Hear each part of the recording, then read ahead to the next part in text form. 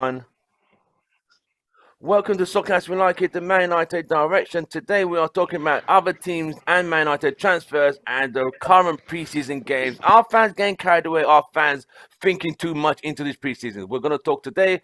Joining us today is Devin, the smiley one, joining us from Florida. Welcome, son. Devin.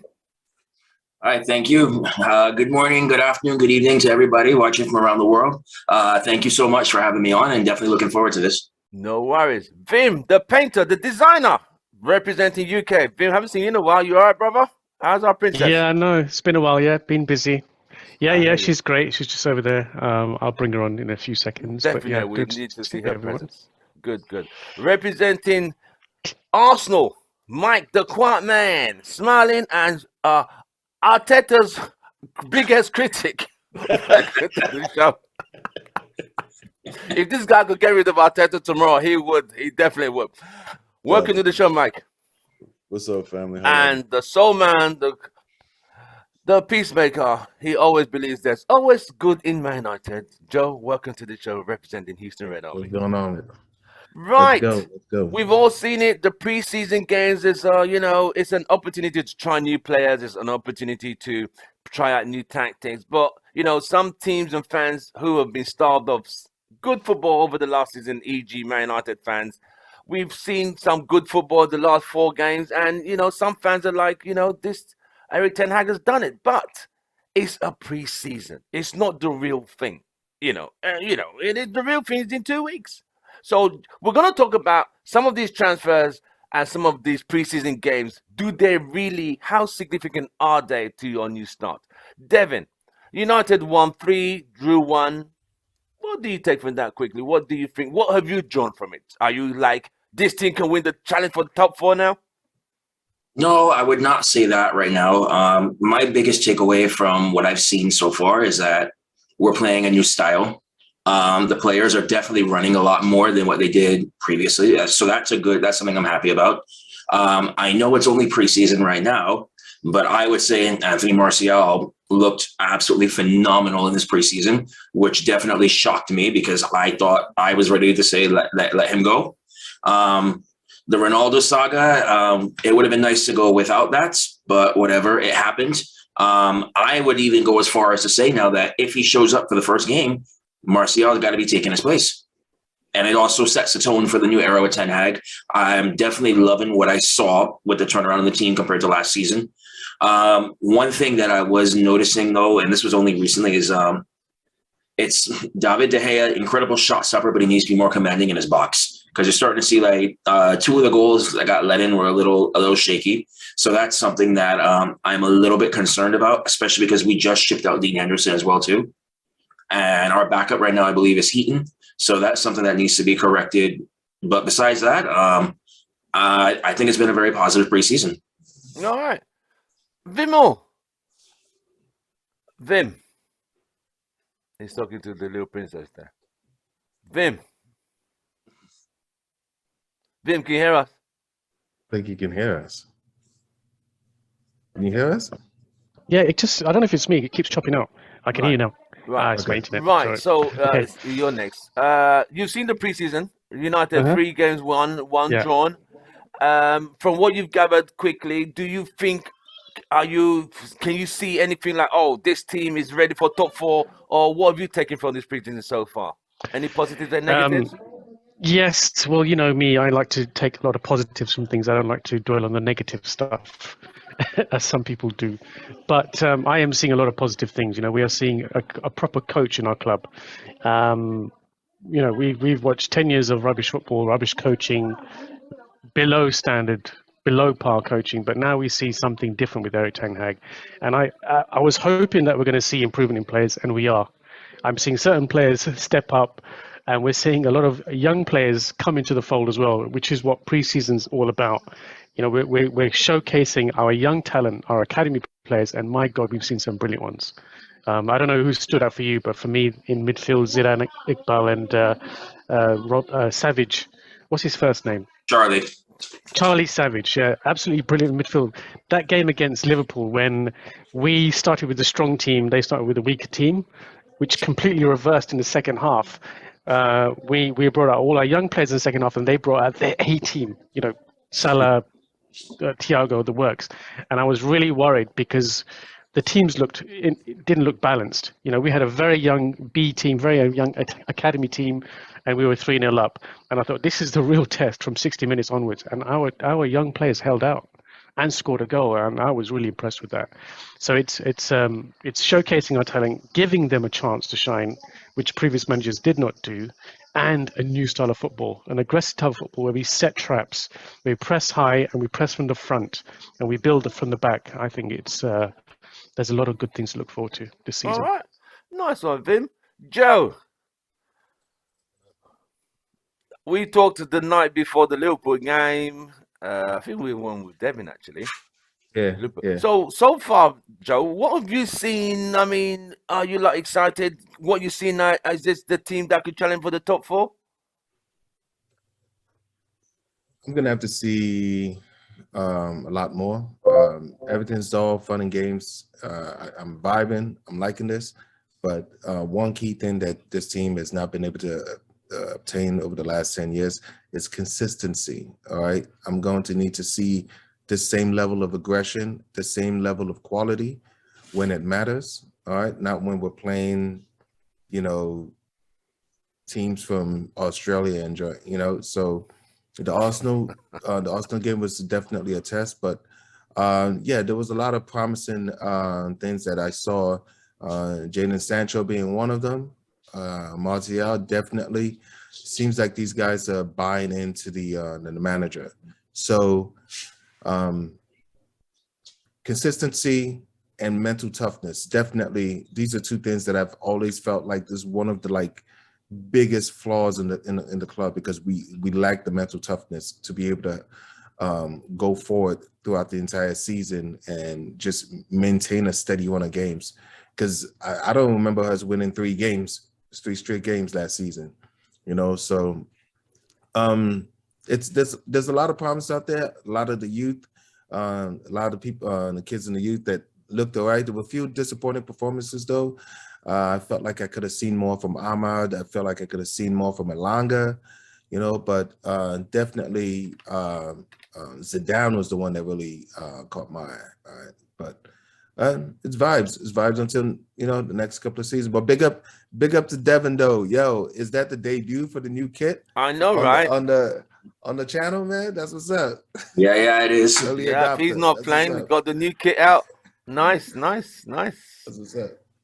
Right.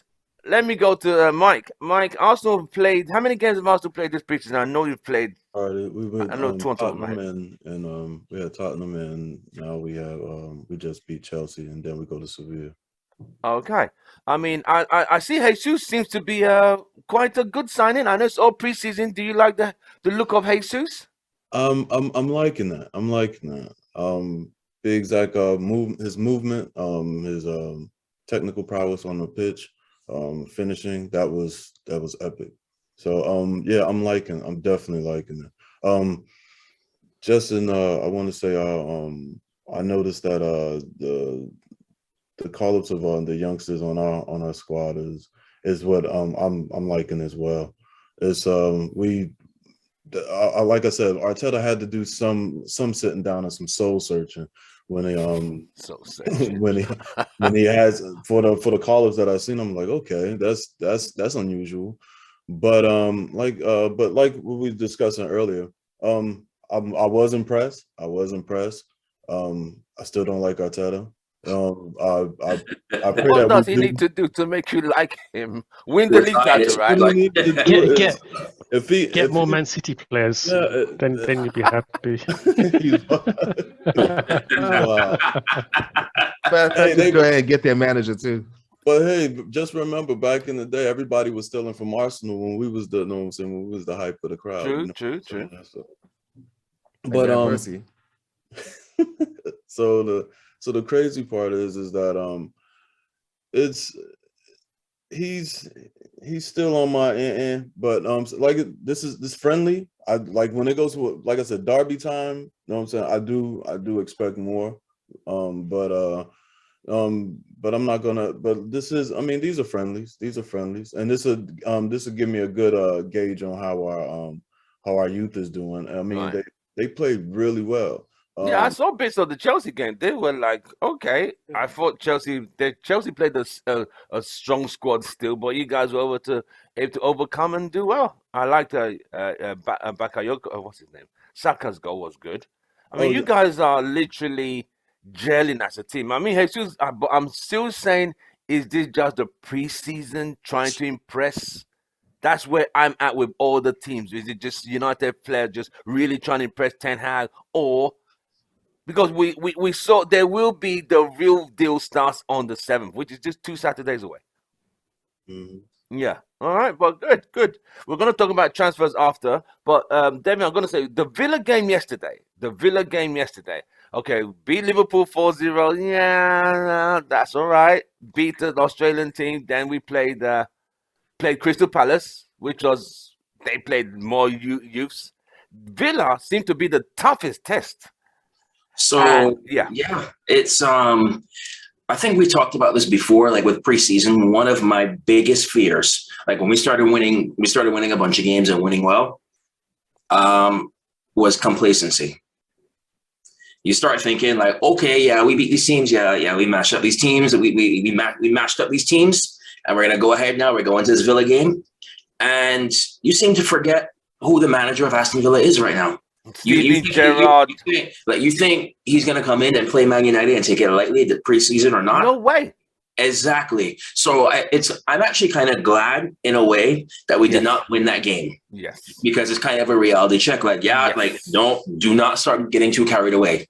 Mm-hmm. Any team can be any team. You got to be on your A game at all times. And if you want to slip up now, fine, get on the bench, bring somebody else in. So like this is why it's weird that I'm saying I'm happy that United didn't win. But no. The reality, it gives you. I mean, Villa were a very good opposition. We needed that. Yes, correct. Get your reality check. Yeah, get your focus now. Do not let this happen again in the regular season. And it proves like this philosophy that I have that 2-0 is the worst lead to have. Yeah, it is. It literally is. And we succumbed to pressure, and the rest is history. Vimo, are you there? Yeah. The Villa game. Here. Yep. What was your take on that game? I agree with what Devin says. Actually, you need that team to kind of give you a reality check. If we had won all of our preseason games, then we would have thought, right, we would have probably had. Or they would probably have inflated self-egos, going into the season thinking, "Oh, we're really good. There's nothing we need to do." But the fact is, you need to lose a game like this, or even draw, and see that you've got chinks in your armor. And that first half was good. The second half, we kind of dropped the ball. And I mean, I was watching the highlights today. Certain players are still not kicking. I'm telling you, mate. I'm telling you, especially against a good side. Is Rashford. I don't know what's going on with him. Yeah. I've seen a lot of improvement with all of the players that played really badly under Ragnick and Ollie, but I don't know what's going on with Rashford, man. He's, he went away to New York. He went to, I think it was Nike HQ. He's really buffed up. He's really got fit, but he seems to have this psychological block. He doesn't seem to have any confidence on the ball. He's just the passes are not connecting. There's something just not right with him, and I think that something's going to have to happen. I think it's going to be a make or break season for him. I've seen, Fred is stepped up. McTominay is not that good on the ball. We can see. I don't think we should deploy him that much. Martial is, he's like a new Martial we haven't seen in a long time. Yeah, so good to see him back. But I'm Jadon Sancho as well. He's been a real highlight. But Rashford is really worrying me. I don't know what you guys think. Right. All right, we'll come to the defense. I don't know what you saw in that game. Joe, Rashford is a concern. Villa game first half, of course, same old United team of two halves. And exactly like. After the end of that game, there's definitely, I'm sure there was a speech done by Ten Hag talking to them about complacency and keeping focus. because that's clearly what happened in the second half. We lost focus, took our foot off the ball, off the gear. So, it happens. It's still preseason, right? Rashford, yeah, definitely. It's going to be really interesting how Ten Hag brings him into the lineup. I'm sure the first couple of games, Martial is going to be up front, so Rashford are naturally going to be on the left and Sancho on the right because that's where Ten Hag is playing him. But once Cristiano Ronaldo gets back into the lineup, who's going to the bench, Martial or Rashford? It's got to be the latter, isn't it? It's got to be the latter. Right now, Ronaldo has to earn his spot back because right now Martial has claimed it. No, I think that sends the perfect message. Devin, how long do you think that's going to take?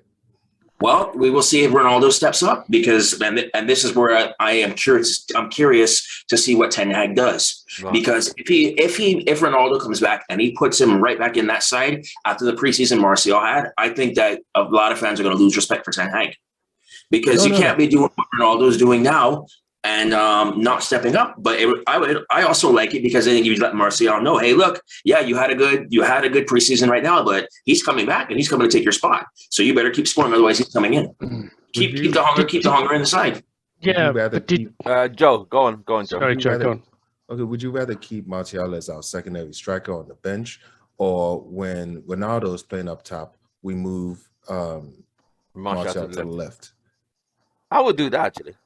Because then that'll give him. Why can't we play with both? Could we not play with both? If when certain games call for it, yes. Yeah, it's certain games call for it. I think you could rotate the side, try out different formations depending on who we're playing, what we think works best. I could see that, but I just right now don't think it's fair just to slot Ronaldo right back into the side. Right. Yeah, you make a very valid point. It makes sense. Quick question: did you see Piers Morgan's?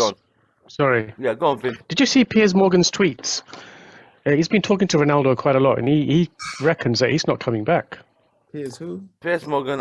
Morgan. He likes to associate himself with famous people. So I really take a lot. The first time he spoke to Ronaldo, I took that. I don't know if he's trying to wind up people, or if he's being serious. But he reckons Ronaldo mentally has left the club. He doesn't want to come back. We need Rio Ferdinand to put Pierce back in his place again. You remember his hashtag? I mean, really though, as far as as far as individuals that we're just waiting to hear from. I mean, this guy. I mean, every time that's just his thing. It's just it's just weird being that kind of old, being a cloud chaser. I've known Piers Morgan for a long time, not personally, over his career time, because he used to be Vim. I don't know if you remember. He used to be the chief editor of Daily Mirror. And he got fired for doing fake pictures and a story in the Iraq War, and he got sacked. Yeah, that's how he ended up in America. Had this show on CNN. He got fired for. Who was he? He was Alex. Is there Joe? Is there a guy called Alex Jones, a gun guy in America? Yes. He went head on head with that guy. He was fighting Americans who gun is what they know and say it should be removed. They removed Morgan within 2 weeks. He got fired. Like I say, this guy has issues, but it is what it is. I think it was a bunch of other stuff. I'm sure Mike's got something to say on this because I know Piers Morgan is an Arsenal fan, right? As the resident, Piers Morgan he's a hard Arsenal fan. And remember, even the situation with Meghan on the because he still has that show on the morning show in England every morning. I think Good Morning Britain. I think it Morning is. Breakfast, and he's goes sacked off from that as well. Didn't he quit? He was sacked from that. He was sacked from the morning show as well. He was sacked from this morning. He said something quite offensive about one of the listeners or a particular story, and he was removed instantly. So he's a bit of a troublemaker. He is a troublemaker. He likes to start fast, then he leaves the building with everyone burning behind him and looks for another place to go and start a new fight. Anyway, back to football. But the Villa game... I want to ask Mike. Mike, what do you think, Piers Morgan? You think he's talking a lot of hot air, or you think there's any truth in this? Is he even a voice in the Arsenal? I know, like, there's different clubs have different celebrity voices. Like for us, I hear we have our legends, right? And then we also have Tyson Fury that I listen to. I mean, to a certain, Conor McGregor is also a United fan. So, like, is Piers Morgan as the season progresses? Is he one of those voices that is in the lexicon of conversation that's happening? No. Okay. No, no, definitely wouldn't sit down. Excuse me, gentlemen. Yeah. Right. Before he comes back, I Guys, saw the are Villa you hearing game. me or is it choppy? Yeah. Yeah, All we right. can hear you. Nah, Go he's on. Go fine. on. Go on. Everything's Go on, fine. Mike. Okay. Yeah. But no, I wouldn't put no value in what that man says. It's especially about it, the caliber of person that he is. I mean, we all have our jerks and if I may say jackasses and weirdos at times. And I put him in sometimes in that especially when it comes to journalism and it's no, don't do that. Right. So you pretty much put him in the same category as Arsenal Fan TV then? You're funny. Devin, I see you throw that one right I there. I didn't see that see. coming. Devin, you cheeky one there. I He was. said, I'm not gonna go there because it's like I'm not gonna rag on another Arsenal fan. Let's just say I don't go that route when it's time for news or anything. Right. I don't blame you as well, because I mean we got in our fan base we have people like that too, where all they do is they wait for something negative and try to blow it up because it gets attention. That's exactly how I feel about Arsenal Fan TV, about certain United fan channels as well too. So Yeah, I get it. it is what it is. It is what it is. We live in that world now whereby negativity draws attention and negativity. Social media craves for it for some reason. It is the world we live in. I will say this. I know because everybody know that I rant about Arteta and some of our inconsistencies. That's because I'm a fanatic. You know what I'm saying? I love Arsenal, and the big Zach, it's like I don't want to. I mean, that's just like any other fanatic for a fan of the club. You know, you don't want to. You get tired of seeing. I hate losing. Let's put it like that. I hate to see, you know what I'm saying, the club that I was raised on lose. And then to a point where now you bring Arteta in and I'm still not seeing anything that I want. Is it me being negative? It's like don't ask me the questions that you already know the answers to. Right. It's like if we're crappy, then we're crappy. And I'm not gonna sit up there and hold sugar for the, you know what I'm saying, hold the sugar for another dish. Right. No, I'm not gonna do that. I'm gonna just tell the truth on how I feel about it. But the thing is that I still love the club, and I'm always. It's kill and die, Guna, to, you know what I'm saying, for life. It's always be like that. Okay, cool. I mean, from the Villa game yesterday, my take was we started well, squeeze Aston Villa in, squeeze them in, tried with picking passes, build up one-touch passes, but when we scored the second goal, the second half. I just had the feeling that Steven Gerrard, you could see him on the touchline, kept on telling them, get it together. And they brought in some players. There's a guy, Joe, something Bailey. He was torturing the Jamaican fellow, Leon Bailey. Yeah. Oh my God, the guy was torturing Good Luke point. Shaw badly. Like, oh my God, this guy's quite skillful. I know he was good, but I didn't think he was that skillful. He was going around. And United seemed to just go down one way only, which is down the left. They barely went down the right, mostly down the left. And I'm thinking, you're getting too predictable down there. And they kept pressing. Villa kept coming and coming. United's midfield kept going further and further back. Then the rest is history. The goals came in because the set piece goal. I don't know what you call that, but it is what it is. Right, let's talk transfers. Mike, in Arsenal now, are you guys still trying to get more players? Are you satisfied with what you have now? Would you say what you have now is good enough, or you still want more? Because you've lost out on a few key signings. For right now, I said we should be good and just go to our academy. You know what I mean? Because we have I think that, you know what I'm saying, there's no reason to. I mean, let me take it on two aspects. On a business scale, we're good. And I'm saying we shouldn't be actually pushing out any capital for any players. And then we should also, on the second, we have talent. We have a talented academy, so we should be able to pull from them and give them a chance to actually play. It's like, what is the purpose of always, every time we have a prospect, what we do, first thing we do is throw them on loan, put them on loan, and then after that, they stay out there. I mean, look at Jack Wilshere. You get what I mean? It's like he got hurt, and then after that, threw him on loan and say it was like if he's going to be good enough to come back. He comes back, does subpar, and then after that, put him on. You know what I'm saying? They put him on loan again. He does subpar or whatever, does good. He comes back, and then we don't hear from him again. And then after that, there is no Jack Wilshere anymore, if you want to put it in that way.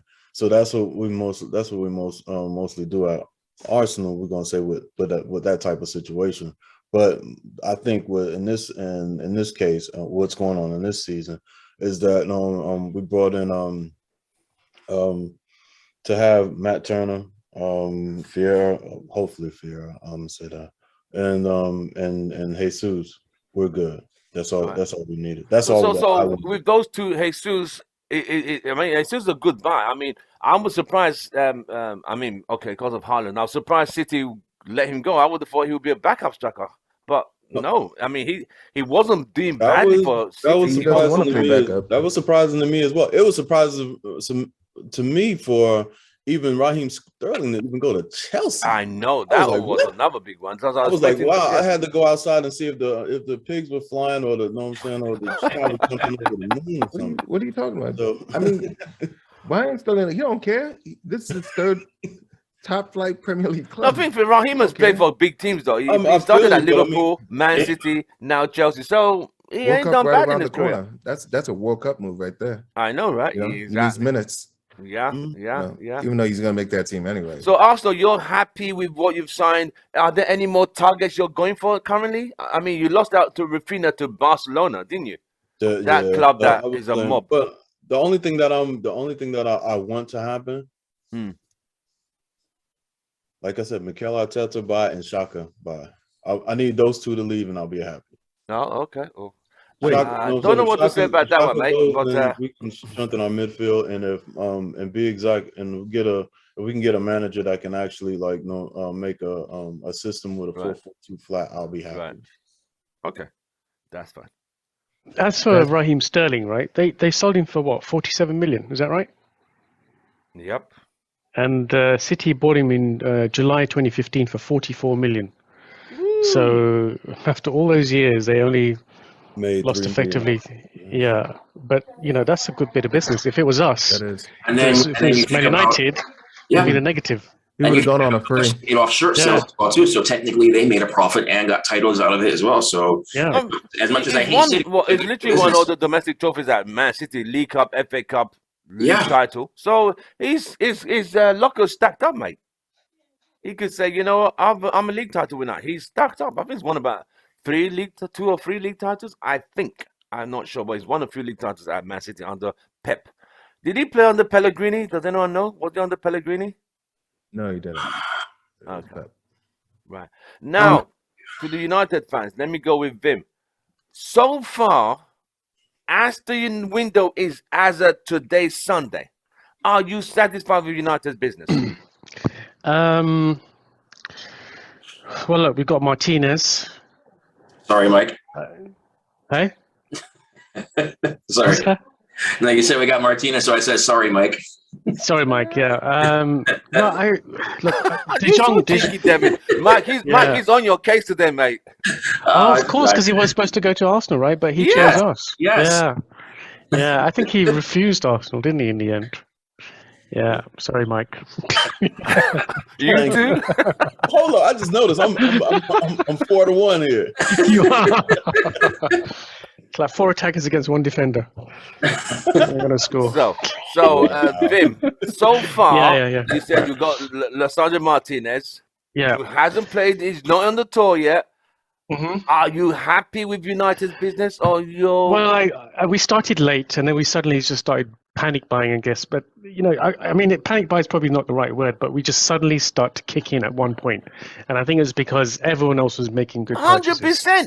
Yeah, but they're not panic buys like of previous seasons when we ended up buying people like Fellaini and some other rubbish players. So I think we've got some okay players. We've got a fairly good, decent left back.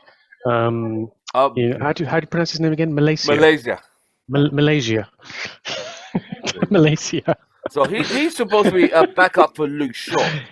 Yeah, well, I hope he overtakes Luke Shaw pretty soon because Luke Yeah. Shaw is getting a little bit slow, and he can be quite lazy. Malaysia's a pretty good proposition. I think I think he'll be cementing that left spot very soon.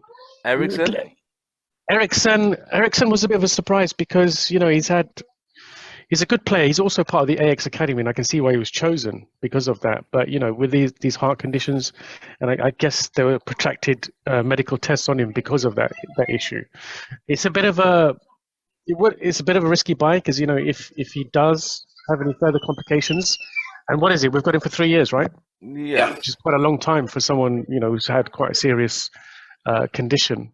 So there is an element of risk there, but he is a brilliant player, and I think he's going to be challenging Bruno, or maybe try and fit into the same system as Bruno. I'm not sure what Ten Hag's got in mind, but I think he's a better passer, and he's better in possession. Right. It's the De Jong thing that's been going on for so long. We've often wondered what the hell is going on. People have said it's going to happen Tuesday, it's going to happen on Friday, but it's just not happening. And now it's gone to some next level with Barcelona and saying they want to keep him and don't want to pay the deferred wages, etc. So, maybe that's the guy. I don't know what to believe anymore. Right. Maybe that's the guy we really need because he can pick up the ball from defense. So if that was sealed and with the other guys, I think it would have been a fairly good window. But as a today Sunday, what are you grading the window? Don't be shy. Maybe a 6, 7 out of 10, maybe a 6.5 out of 10. But I think we just need to get that pivot player in, and I think we'll be okay. Joe, as of today, we've signed 3 players. One backup left back, a 32-year-old guy who's going to challenge Bruno, and Lisandro Martinez, who seems like solid, rugged. Other than that, when you look around, you look at Arsenal, you look at Spurs, you look at Liverpool, you look at City. Are you satisfied with United as of today, Sunday? No, I am not. We are still not ready for this kind of season. We're still not ready because we're not deep enough. We still need a few more players to come in. We're going to be losing players during the World Cup, and we have 5 substitutions this season. Yeah. So what's going to happen? We're going to have the academy players just play Premier League games, like multiple Premier League games and the multiple tournaments we're in. We're going to put it on those kids. No, we still definitely need more work. The Frankie de Jong saga, every transfer window, this team and transfer windows, Jesus Christ, it's always a novella. You know what I mean? Like, surely there had to have been a backup. That's what I'm saying. That's plan B. It feels like such a distraction, though, because I would. Do you think Ericsson was the backup? No. He was on a free. Remember, he was on free. He was on a free. Ericsson is just maybe somebody that can come in. Ericsson was really a replacement for Pogba, somebody that can step into the role of Bruno. If Bruno is not having a great game or he's injured, Ericsson can play that role. But as far as the rest of the team, we still need to bolster up our right back. We need to bolster up definitely a defensive midfielder. Are we buying a CDM? Yeah, I mean, are we going to do that, or are we going to have this Martinez kid do it? So there's still too many questions for me to feel comfortable about us starting the season. So grade-wise, I'm giving this a 5 right now. Just a 5. Okay, that's fair. Wow. That's fair. Devin, which is it is average. I mean, honestly, because I did before we came on air, I had just did a video about is this transfer a success or a failure. Listen to it, and it is what I'm going on. What we have, what we've done, the games we played, and where we are compared to our rivals. Devin. So I am actually going to take this a little bit further back. Okay. One thing that I think that the club got incorrect was waiting so long to appoint Erik ten Hag. Reason being, number one, you're trying to go after players. They don't know who the new manager is going to be. Number two, you're still going after players who Ralph Rangnick recommended. So then you bring in Ten Hag late. And Ten Hag comes in, he's like, nah, none of these players are fitting my system. Then you get rid of the chief scouts because they did absolute crap for over the last 10 years. Let's be very honest. Martel boot. So with that being said, you come in late and then you start bringing in players now. I think he did fill in some gaps. Judging that we were at a disadvantage, the other teams got a head start on transfers for the reasons that I just said above. I still think that we are definitely at a minimum. We still need 2 more players. I think so too, mate. Obviously, we need the defensive midfielder. Like that to me is priority number 1. And then actually, like people are talking that we need a striker. I would argue that we need a solid backup goalkeeper to push De Gea. I agree with you. I think we need 3 players. I think we need the midfield is still a bit too lightweight. And then, so yes, and that was, yes, it was alluded to earlier today as well. We have 5 substitutions now, and we're playing right now a minimum, between all the competitions, a minimum 46 matches. So with that being said, you're going to need to rotate the side, especially in the midfield. And so that's also, like, for me, Eriksson, I thought was a no-brainer signing. You have somebody who's quality. You have somebody, and the big thing is on a free. So I'm like, that to me is a no-brainer. And he can come in and he can finish out a game, or there can be games where you want to do something different than the typical Bruno up there. You bring him in and keep the other side guessing. So with taking all of that into consideration, I would probably give us right now a B-. B-, which is about 70-something%, give or take. A high 70, right, a 7.9. Around high 60, low 70%. Okay, I mean, realistically, I like I said, I did a show just before it came on air. I mean, I'll say what I said now. I just think the team going forward with the 5 substitutes, the team Premier League has approved for next season, which is in 2 weeks. I don't think the squad is deep enough, like Joe said, to be able to pull in players when the game is. I mean, you're looking at bringing in 5 players. That is half of a new team. You're just bringing 5 new players. This is half a team. If you bring 5 new players in when the game's not going well, that's a new, fresh team. Do we have that quality of 5 players to just pull in on the bench? That's the problem. Also, I just feel Malaysia, nice, young, potential for the future to be back up for Luke Shaw. I know how that's going to play out. Eriksson, back up for Bruno. The only one I think has been solid was the Lisandro Martinez guy, who can play as a central defender or as a midfielder. But other than that, this is the only thing. I'm not even thinking of it because till he's signed for United, I'm not seeing as a United player. So I cannot plan or think of it till he's a United player. The way Barca are doing, you owe the guy money. You're still buying in players. Yo, you see that nonsense? That's wild. Lewandowski and Rafinha, and you now said Dembele is a real true Barcelona player. He agreed for another pay wage because no one was going to tolerate that guy's BS anyway. The guy's an absolute nightmare. He's always injured. He's always late to training. So Dembele knew that, these guys have always been there for me. I might as well just take my little pay cut and still stay there. End of. But we have not really signed teams, players that will make an impact. You see what I mean? I thought this guy would be good if we can get him. Anthony from Ajax, I think he'll be a very good player. Then I also thought we need another backup striker and a goalkeeper and a CDM. Yeah, but hey, Tim, with the way we've been seeing Sancho on the right, do you still want Anthony? Sancho going to play all season? I mean, I see your point. That's another thing about it. We don't have Champions League football, so it's going to be hard to bring players that would have that level of impact that would be good enough. You know what I mean? Like we're not looking at the same pool of players because those players, the ones that can make that kind of impact, they would want to go to teams that play in Champions League football. Correct. Which is true. So what you're trying to say in a polite, diplomatic way, since we are not there, players are just gonna you know what? Nah, maybe 2 seasons when you're there, come back. If I'm still around. Yeah, that's what you're saying, right? Either that or we park a truck full of money at their house. And that is the problem we always do: throw We're money trying at to them avoid. and We've lure tried that them in, before. and So we we can't shouldn't do do that. Do you not think we'll get Champions League spot next season? Do you not think we'll get top 4? Not right now. I don't think we'll get top without 4? winning the Europa League. so If I may say this, gentlemen, you don't think that there's players out there that that have the love of the game in their heart that will actually say, you know what, I think that I can let me bust my hump at Man U and prove myself.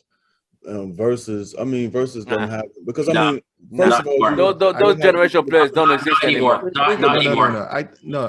I think we do, because we see Liverpool do it all the time. We've Liverpool. seen City do Who's the manager? all the time. The thing is, we have shit recruiting, and our recruiting policies over the last 10 years have been abysmal. We do not set ourselves. We don't even seek those kind of players.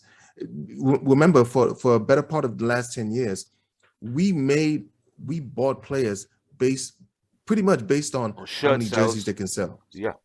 Can you imagine operating an organization this big in that way? So we not only are we trying to fix things on the pitch, we're definitely trying to fix things in the back office. That back office will undo anything that you do on the pitch. You know what I mean? Yeah. If you don't have the right people, So you're saying one team, the office is going forward with the team, the back recruitment they're going in opposite directions. Opposite directions. Thank you, Ed Woodward. Yes. Yeah. That's a legacy, man. Yeah. There's legacies on the pitch, and there's legacies in the boardroom. So, Mike, to answer your question from before about thinking about hungry players like that, the only ones who I could see doing that are players that came up through the academy, and they'll be grateful that United gave them their chance and they want to prove it. But besides that, I don't think you're going to find somebody out there who's going to want to be like, oh yeah, I started here. Let me just let me try and prove myself at this club and bring them back to success. No, you're not. Even Ronaldo, as loyal as Ronaldo is, you could see it's a mental thing. Like, he has been in the club now, played the whole season, and people around him are like, the ambition isn't there. And it's a player who's played for the club, who knows the standard of the club, let alone a total guy who's never played for a club, like, oh, I'm going to try and build the club. Nah, mate, it ain't happening, bro. Well, I guess the reason why I asked the question is because, like you said, it's either you throw money at them or you get what I mean, I would think, and I'm thinking that sometimes you do have that. I guess this is just my way of thinking. You do have that, I guess, that mindset that's out there and be like, well, man, I would love to play for United, but then they're not given that chance or that opportunity because they're going after Joe Schmo that has, has these accolades, and so I can guarantee they're gonna guarantee me some silverware. Yeah. Because I mean, think about it, because we call him Stan the Man, the goofy American that is, owning 70% of Arsenal's of Arsenal. And thing is, and that the whole thing is that's why, like, after they sacked Arsene Wenger, and we was like, what the hell are y'all doing? And then after that, they took away his buying power. It's like, well, dang, I already know for the next 10 years, Arsenal is going to be crap. That's what you're talking about, the back office. But the thing is that having those players that wanted to come over and make a difference, the man that that would actually do that for us, they just sacked them and told that is true. The manager, like Joe said, Liverpool have a better system because they want to play for Klopp. You see what I mean? So Klopp, it literally is one of the trophies now. Liverpool: Champions League, World Club Championship, European Super Cup, FA Cup, League Cup, Community Shield. He's won it all in that period. He's won them all. So he's done, literally done. But United haven't won a trophy since Jose Mourinho left in 2018, which is going on 6 years. They haven't won nothing. So are you, as a player, do I go to a team, not Champions League, they're not winning trophies? I don't know. So it's only the money now that could pull them in. And we did that for so long, for so many players. Di Maria, the piano playing guy that you guys sold us a dud in Sanchez. That was a bad business. We should not still even owe us to that one. But when it was Arsenal, it was a different player. He came to us, 5 goals in 47 matches. Give me a bloody break. I like to say he was a bit on the decline before he came to us. We got him just as he was coming down, but we thought 5 he was goals in special enough to 47 wake him. games. Come on, not even 10. Yeah. That's one Wow. goal every 9 games, mate. If that. But so I was going to say, going back to the transfers before, one thing that I am seeing in a positive direction compared to in the past that I actually am pleased with is the fact that, yes, we all know Frankie is our number one target. But I am actually grateful that we still went after other players in the meanwhile while trying to get him. Because in the past, we'd be trying to go after one target all freaking window. And then something doesn't happen. We end up signing somebody like some mediocre player later on who we didn't need anymore, i.e., well, Fellaini was decent for us. He was good in the air. But yeah, like I'm glad that we're not going that route anymore. So to me, that is a step in the right direction. Like, yeah, it's baby steps, but eventually we will get to where we need to be. How long? It depends on if we get Champions League football next season or not. So, like Vim asked the question just now. The chances of going to Champions League, is it going to be via top 4 or winning the Europa League? Those are the 2 options United have. Winning the Europa League, I think. Would be an easier Because option. I'm gonna, like, we all know City and Liverpool are gonna finish top 4. Man City, top 4. Mike, you are gonna hate me for what I'm about to say. I actually think Spurs are going to be a serious threat though to them this season coming up. So now you start thinking about what are the next, like, then you're going to fight it out between Arsenal and United for potentially, and Chelsea in there as well for that last spot. No, I ain't gonna hate you on that. I totally agree. I mean, especially it's like I said, I'm not negative on my squad. I mean, I love them, but the thing is that truth is truth. I ain't a dummy to that. You get what I mean? Because it's just certain things that I just don't know. I sit there and be like, what the hell are we doing? What is going on? It's like I still don't understand it. Or to a point where I guess they don't sit up there and look at film after every match and say, oh wow, this is where we made our mistakes. Somebody's doing something stupid. So when it comes to that, and especially like the aspects, or we want to say like all of the factors factor in of how we're gonna do, but just like what happened last season, I was like, wow, we was in the top 4. Don't get me wrong, we get top 4. And then I was like, it's gonna be something's gonna knock us out. I was like, man, not the thing. I was like, man, what is going on? You had top 4 in your palm. And then after that, we end up losing. That's when we learned the Tottenham, and I was like, what the heck? I was like, man, smack Arteta in the face with a mallet, man. He is. To be very, very honest, I think if you had not rescheduled that Tottenham game from January, I think you would have had top 4. Because that made us cold. Yeah. Tottenham were now on fire at the time they met Arsenal. Spurs were on fire. Conte had told them, we're gonna get this. As for Vim, they're gonna win that game though. Vim, as you see now, what is the easiest route to Champions League? Will it be top 4? Can you see United in the top 4? But don't forget, there's Liverpool, City. We know that's guaranteed. Chelsea, Spurs. Where do United fit in? Yeah, that is a tough proposition. I mean, Spurs definitely looking a lot stronger. Chelsea, I'm not so sure. You know, they've gone through a little bit of turmoil. Have they found? Did they sign that centre back? No, not yet. They haven't signed him. Koundé, yeah. Koundé. No, didn't they go for Koulibaly? I think they got him. There they go. Yeah, and plus we don't really know about the new ownership. I don't think he's going to be as have massive open purse like Abramovich did. Hold on 1 minute. Hold on. Yeah. So I don't know what's going to go with Chelsea. We're not really sure about their new ownership. Are they going to really be, spending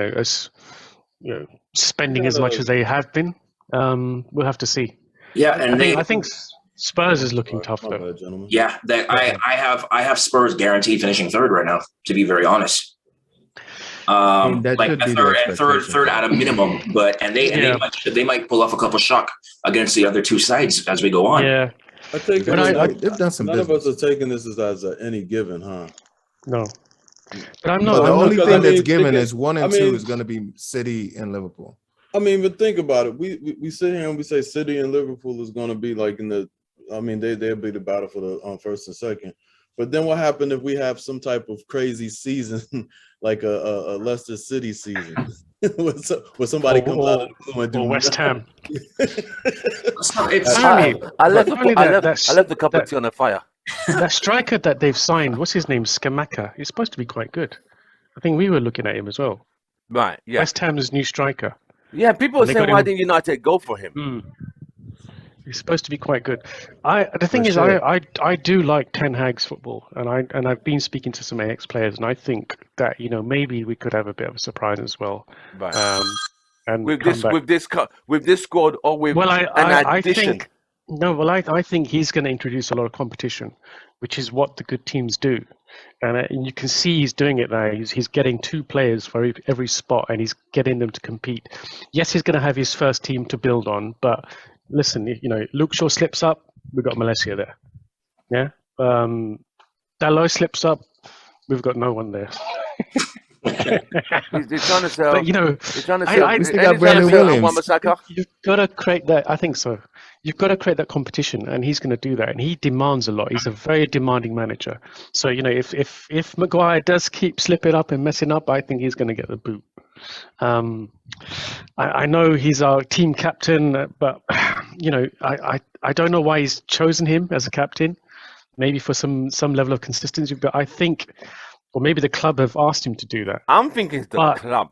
I think it's the Yeah. club, mate. Not to cause unrest whereby he just come in, he just strip the guy of his captaincy. I think they don't want him to go in there all guns blazing, and Maguire's gonna feel like I don't. I see there's some real politics. That's my thought. I think so. I'm thinking let him see the guy as a captain. Then he probably like, okay, yeah.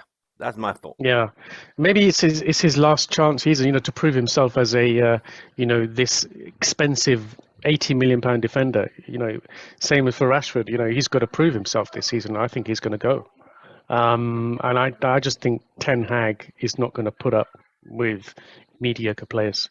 I So- think he's going to give him a chance. If you don't perform, see you later. Vim, I have a question for you about this right now, and I'm only going to bring him up because he's my favorite player on the side. Yeah. Based on what you just said, how is he going to handle David De Gea right David now? De Gea. Yeah, but the thing is, I mean, in that Aston Villa game, he's making the same mistakes. He doesn't command his box. He doesn't come out. He doesn't claim crosses, and that is a big weakness for me. As a shot stopper, That he's corner kick brilliant. should have done better. Yeah, he needs to come out and he needs to show some dominance in that box and say, look, this is my area. I'm getting that ball, and he doesn't do that, and he never has done that.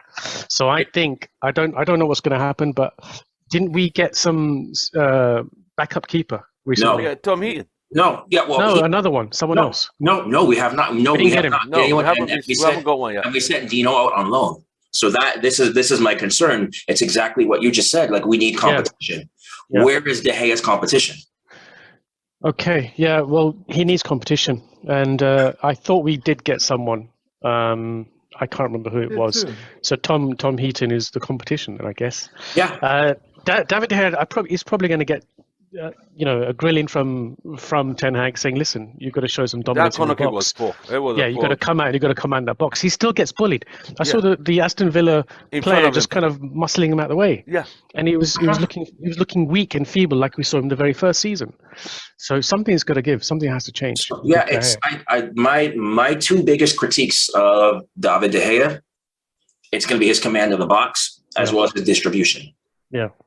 So, but the shot stopping, yeah, absolutely phenomenal. Yeah, he stayed with Yeah. there was a He has power driver literally guy. saved our He ass took over. a bunch of times. But at the same time, it's like I've seen 2 consecutive games now, 2 goals that were let in that I think he could have done better on. Yeah.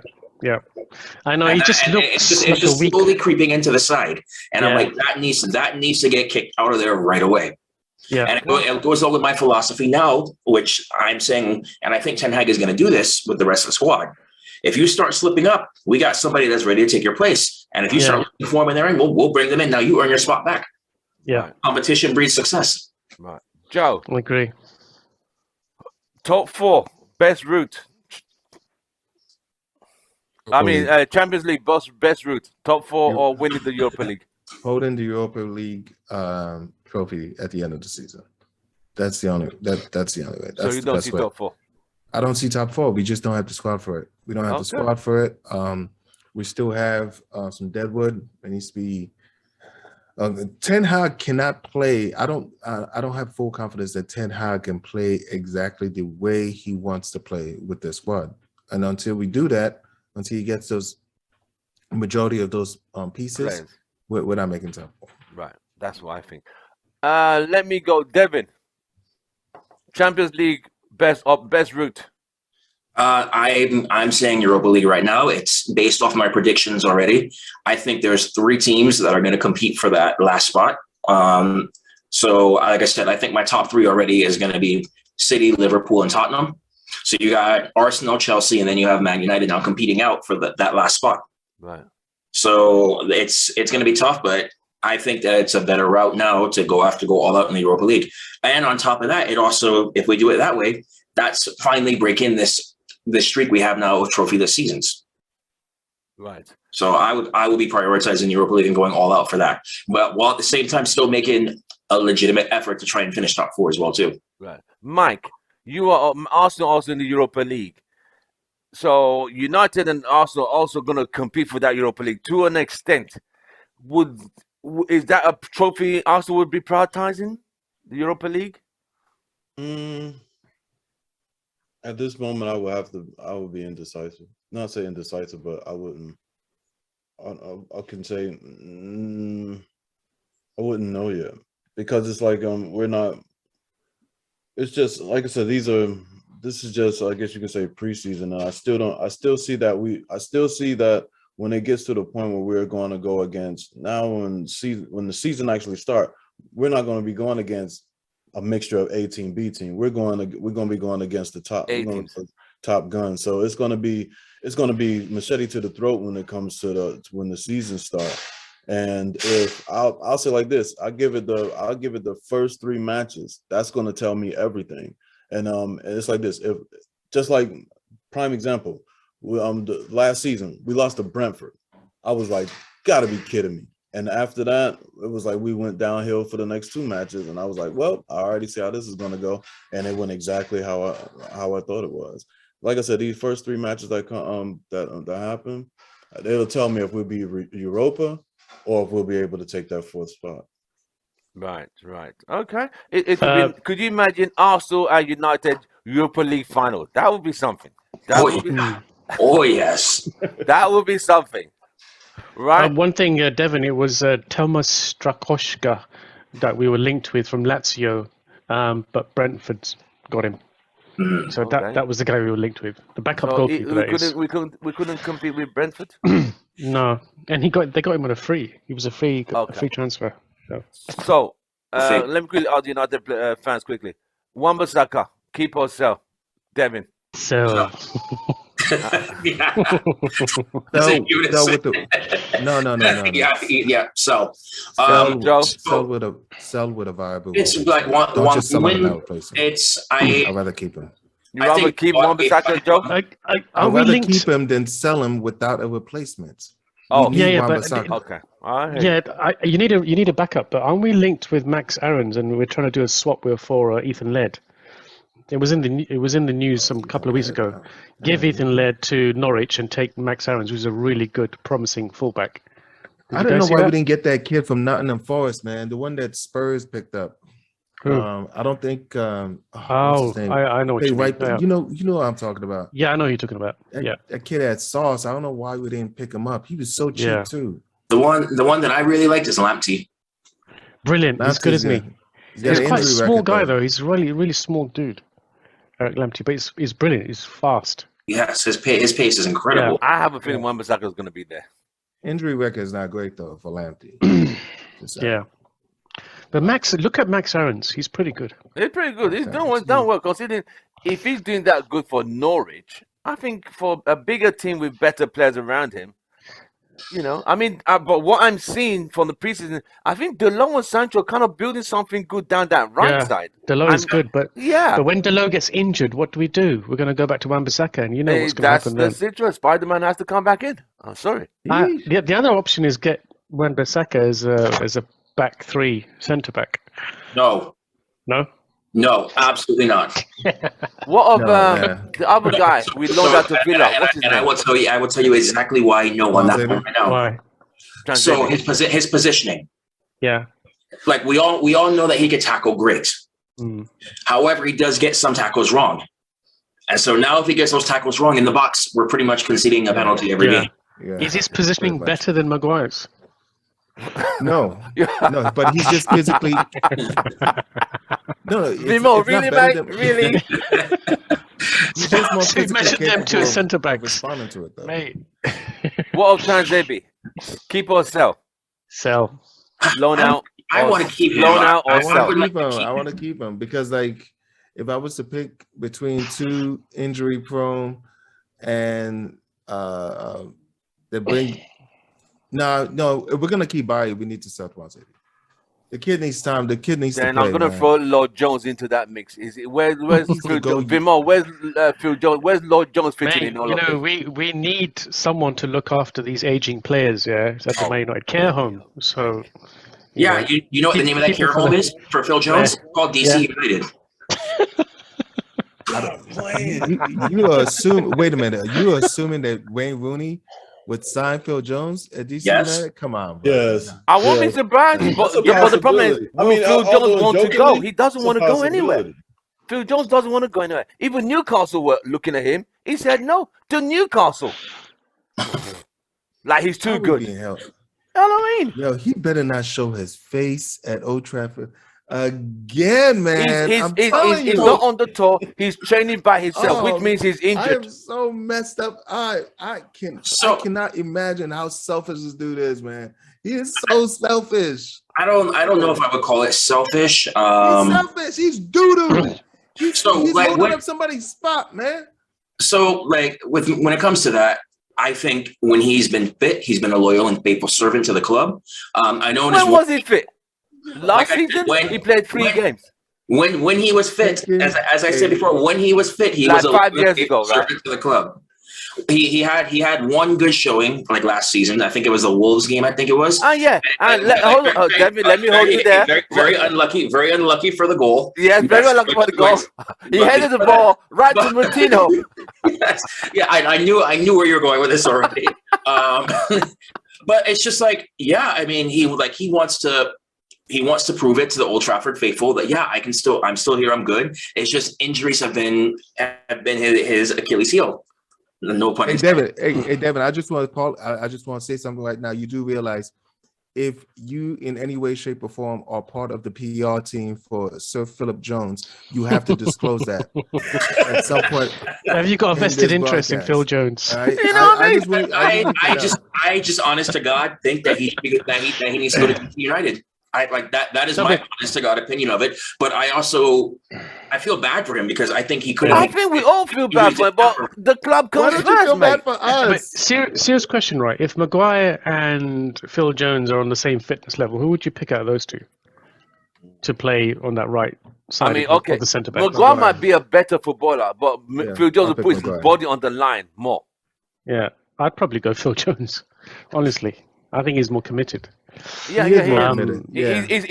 He's fearless. He's not scared. Yeah. He's kind of Mike, like a Bailly. Yeah, Bailly was brilliant though, isn't he? But he does make mistakes. Another one when he's fit, he's brilliant. But he's another one like that. Yeah. Sherlock him. But the thing is, I think this is a good time to sell Bailly because I really do think he's down that pecking order. And I think we can get some good money for him. Sherlock him. He's a brilliant defender, but I think the time is to sell for him. So you We would should sell really, him. Joe. we should get about 30, maybe 20 million for him, perhaps. Sherlock Yeah. him, Bailly. Yeah, either sell or keep Bailly or Lindelof. One of them has to go. Lindelof is They're not selling rubbish. Lindelof. Forget that. Ain't And happening. Bailly Do you has see how rubbish Lindelof was against Villa? He was was rubbish. kinda He trash. really He's was just always rubbish. he's in the wrong He's- place all the time, and He's he's back so to the old timid. Iceman. Yeah, Davin. Mike, All do you want any of skates. our defenders? By the way, would you take any of them? He said no so Hey, quick. Mike, You see how he's- calm down, It's Mike. like, look, Mike, hey, it's Mike, like, you saying you want to take Varane? Mike, you say you want to take Varane? no. You want to take Varane? Oh, Look at you. Oh, please. yeah, You're not being man. arrogant now. I won't take Yeah. Varane. World Cup winner? Awesome. Man, please. Arsenal got Arsenal. See, that's what I'm saying. You're going by all right. So we're going by it's almost just like how scouting. We're going by like, okay, Varane played for Real Madrid. I'm saying, yeah, he did some great stuff. Then after that, he comes to Man U, and then it's like we're looking at more like the resume versus what the person actually did at the company. You get what I'm saying? Thank you. You know what I mean? That's true. agree. That's true. But is it the team that is bad? Is it the team that's not good enough around him? No, Could be. That's no, not it's him. No, it's him. It's him. It is 100% Varane, because you notice these injuries were happening at Real Madrid as well. And I think Real Madrid actually were very smart to get rid of him when they did, because they realized, yeah, he's a good defender, whatever, but his injury record is on the bad side, and we can still get good value money for him. And they got 40 mil for him, and he missed how much of the season? 1/3. So I completely understand why Mike doesn't want him. I mean, look at the players on our squad. I mean, it's like everybody's going by like we're gonna say like this. It's going by resume, but not what they actually did at the company. Me personally, I think fire everybody. But that's that's just me. Dang. Vim, How much did we pay? How much did we pay for Varane? 40 mil. 40 mil. 40 million. Yeah. Yeah. Jesus, that's too Oh, much. you thought it was cheaper? Yeah, I thought it was Exactly. cheaper. Nah, but man. do you not Why do you think I feel said Real Madrid were smart to cash in when they did? they are smart? They are smart. Yeah. But Yeah. do you not We would think have paid that 100 million if he played in the Prem. or it's was too British, much? So Yeah. it is Do you not think a lot of players use Man United as some like pension top up club? Now, Like, they come to the tail end of Woodward did a lot of that, yeah. Yeah, they come to the Edward tail end of their Woodward. careers. They know they're going to get a bumper salary. It's like going to Goldman Sachs. I'll do a few years here. My pension's going to look brilliant, and I feel that's what a lot of players are doing. You think you really do think that you know what I'm saying? It's more of a business. I think it's the money, man. It's the Goldman Sachs. That's almost saying like, man, you was like the MLS when everybody wants to. You know what I'm saying? No, but we make a lot of revenue. In the past, no, it was not like that. However, when Ed Woodward came in and he prioritized off the field success over anything else, and you're paying just for names, just so you can sell shirts and try and get endorsements, not realizing that winning gets endorsements. That's what caused that. So what you bring in, like how many players came in here? Like, well, I would say in terms of like Asian players, the only one I would argue that really was like that good a success to me was Zlatan Ibrahimovic.